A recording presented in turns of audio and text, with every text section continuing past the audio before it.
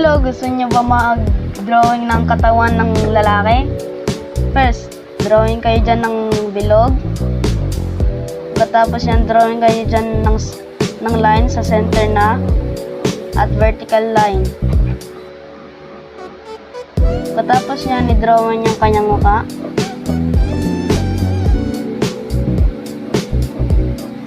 Yung kanyang chin. Yung kanyang leeg.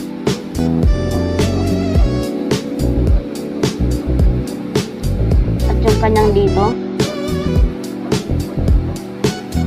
I-shade nyo kung gusto nyo.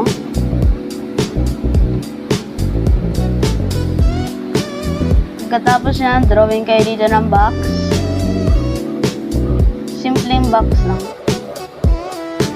Ayan yung torso natin.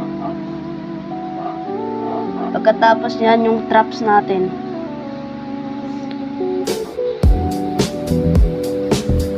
Drawing kayo ng letter V sa gitna. At drawing kayo ng line pagkatapos yan.